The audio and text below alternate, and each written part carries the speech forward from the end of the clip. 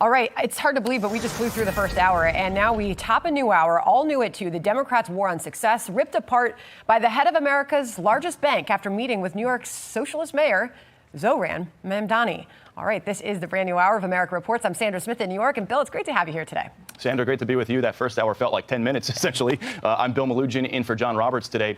JPMorgan Chase CEO Jamie Dimon warning progressive left leaders are driving wealth and business and taxpayers out with their tax-the-rich agenda and socialist economic schemes. Can't demonize success. The Wall Street Titan also sending a blunt message to New York's Mayor Mamdani, saying he doesn't care what the socialist says, but he's watching what he does. They think that somehow being anti-business is going to help the city. It's not. So we all want to pay fair taxes. That's not the point. But at one point, people vote with their feet, and there are a lot of studies that have shown that all these people moved out, and they're obviously New York's booming. So you're not going to see in this year's taxes, but a lot of people are paying billions of dollars taxes left. Why do you want that? How does that help the lower-paid person in New York? Wow, Jerry, that's a good question. Jerry Baker's here, Fox News contributor and Wall Street Journal editor-at-large. Because the goal of any New York City mayor, or any mayor for that matter, any politician, should be for voters to be honored with a leader who creates a business-friendly environment. It benefits all, no matter what your social policies are. It benefits all to have a business-friendly environment. Jerry. Yeah, Sandra, socialism has been tried over and over again. Yeah. It's kind of the definition of madness, really, isn't it? Doing the same thing over and over again and expecting a different result. Let's have more of the wealth to share around. What it does, New York City taxes are already incredibly high. Businesses pay very high taxes. Individuals pay very high taxes. If you put those taxes up even more, people are going to move out. They're doing it already. I've spoken to several business leaders in the last month or so who've had conversations with Mamdani and made it very clear to him, look, we are already paying very, very high taxes. We pay our fair share. Don't keep going on about we need to pay our fair share. We pay our fair share. All you're going to do is you're not going to hurt us in the end, because we're going to go. We're going to go to Florida. We're going to go to Texas. We're going to go to places where our business is welcome and our taxes are low. So what you're going to do is you're going to hurt the people of New York, because you're going to take away those jobs. Yeah. You're going to take away those opportunities.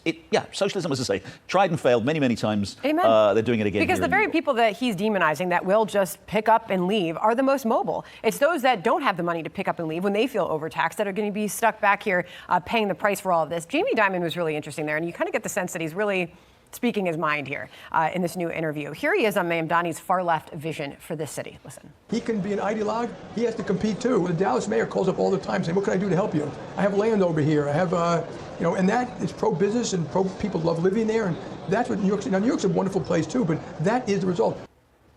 I mean, how can you argue with that? Well, that is the way good government works, which is to say, of course, you don't run the country, you don't run a city in the interests of big business, but you say to them, you're important to this city, you create huge numbers of jobs, you create wealth for this city.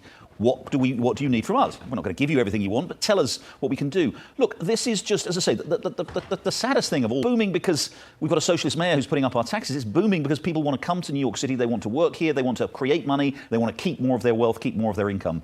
And if you take it away from them, you're going to take away that dynamism. As I say, the country's still going to be okay because they'll go to other places. But New York City, with its socialist mayor, is going to go the way of all socialists, which is poverty, immiseration, and misery for the people who have to suffer. And Jamie Dimon, you have to think about how much he just invested in this city with that massive new building that he just built Billions and put up of dollars for one building alone. A couple blocks away. It is massive.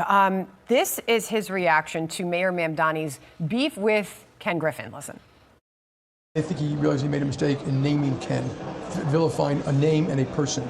And my grandparents were all Greek immigrants. Okay, I've been working my off now for a long time. I think vilifying people, simplifying arguments, even if you think it's politically is a bad idea.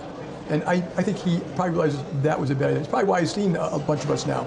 I'd like to maybe have a better relationship with the business community. Even Democrat Robert Wolf, who just sat down with Mamdani, said after he met with him, he said, I think Mamdani might want a mulligan on standing in front of Ken Griffin's New York City apartment and demonizing a massive employer in the city. Look, Sandra, what was it, a year or so ago, a little bit of a year or more ago, the CEO, a leading executive at United Healthcare, was murdered on the street by a, latter-day kind of vigilante who supposedly is standing up against, the wealthy, standing up against the capitalists. We've seen this political violence, unfortunately, especially from the left, and increasingly targeted against business leaders. It's an incredibly cheap. I'm glad to hear from Robert and indeed from Jamie Dimon there that maybe Mamdani does recognise he made a mistake and won't do it again. But that is, that. And I got just one final point, Sandra. This is unfortunately where a lot of the Democratic Party is right now. It's where all the energy in the Democratic Party is. It's in this staunchly, viciously anti-capitalist idea that these people are rich, that they don't deserve it, and we've got to take it away from them.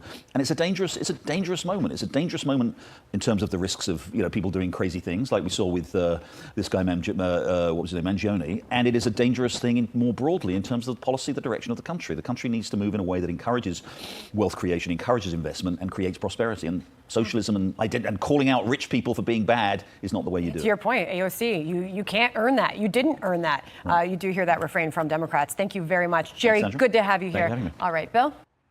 Be sure to like and subscribe for all the Fox News latest on YouTube and catch full shows streaming now on Fox One. Fox News Channel, FNC, is an American multinational cable news television channel and website based in New York City. Launched in 1996 by media mogul Rupert Murdoch to appeal to a conservative audience, it has grown to become the most watched cable news network in the United States. What does Fox News do? Content and programming. Fox News operates as a 24-hour news service. Their daily schedule is generally split into two distinct types of programming. Daytime news reporting. During the morning and afternoon, programs like America's Newsroom and Special Report with Bret Baier focus on hard news delivery, breaking stories, politics, business, and international updates. Primetime commentary. In the evening, the network shifts heavily toward political commentary and opinion shows. High-profile opinion hosts deliver monologues, host debates, and analyze current events through a distinctly conservative lens. What is their media bias? Fox News is widely recognized for its conservative political bias, political alignment. Its editorial stance and primetime opinion programming heavily favor the Republican Party and conservative causes, while frequently criticizing the Democratic Party. Criticism and controversies. Critics and media analysts frequently point out that the network's opinion segments sometimes blur the line with objective journalism. Over the years, the network has faced significant scrutiny and major legal settlements regarding its reporting, most notably concerning false election fraud claims following the 2020 U.S. presidential election. Where can you watch or follow them? If you are looking to access their content, they operate across several platforms. Cable television, available in tens of millions of American homes. Digital apps, the Fox News and Live Now from Fox apps offer mobile breaking news alerts, live streams, and articles. Online streaming and video. They maintain an active presence on digital video platforms, broadcasting clips from their major cable segments alongside web-exclusive political panels. To get a better idea of the kind of political commentary and news analysis they provide on a daily basis, you can watch this segment from the Fox News YouTube